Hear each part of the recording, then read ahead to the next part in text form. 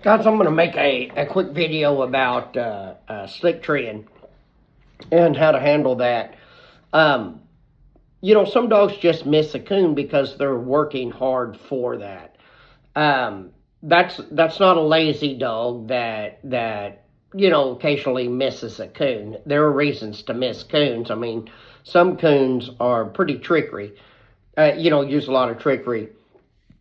Um, that's normally not always the case. I mean, when that happens to a pretty accurate dog. But if a dog gives up and he slick trees, a lot of times, they can slick tree from back tracks. They can slick tree from doing different things. But a lot of times with a lot of these dogs, they're just lazy.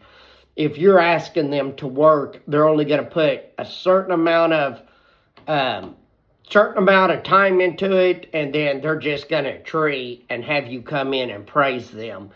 They look for the praise. They're like a lot of people these days. They look for all the praise and have to put no work in.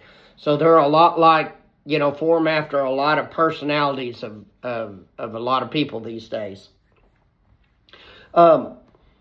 If a dog that's really trying to trail a coon and he misses one, you can recut that dog and let him see if, figure out the track. Let's say he treed on a leaning tree and the coon came out and went on. You could run the dog on a situation like that. But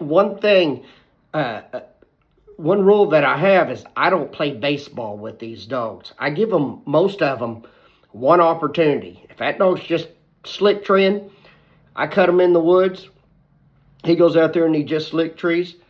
I give him some discipline, and I bring him back to the truck, and I move him, and then I recut him again.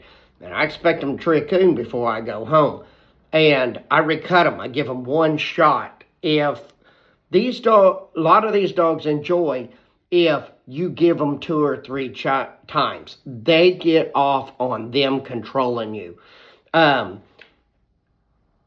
habit of a dog knowing that it's okay to just tree the first one if he misses it, and then he can get let on. Be careful of building that habit. Dogs get one opportunity. If he don't take advantage of that opportunity, I'll get on to him, throw him in the truck. You can even cut another dog afterwards, but he needs to understand and start learning that he's got one chance to do that. Now, another thing I do with slick trees, if the dog's getting pathological or if he's getting in a habit of it, I'll go in toward the tree. I won't squall.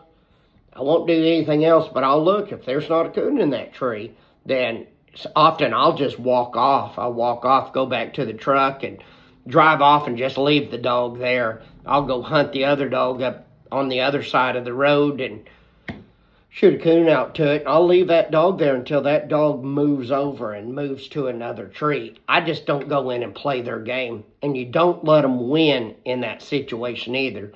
That's 2 ways that you can handle slick treeing. And another way that I do it is I reserve calling my dog to me and teaching it to come to me, often not by tone.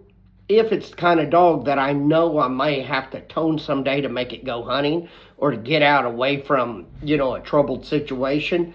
So those dogs, since they're not real hard hunters, you don't really have to tone it to come to you anyhow. I'll save that tone, but what I'll do is when they're on a slick tree, I'll call them to me, and I'll teach them to come to me when I call them off a tree. So what I do is I don't handle them on slick trees anymore. I'll call them to me off of that, and they have to mind me when they do that. So that dog, I know that I can call him off a tree, and I may call him back from a pretty good ways. But you can shock a dog on a tree like that when you're calling him, teaching him come to you, because the tree's slick anyhow.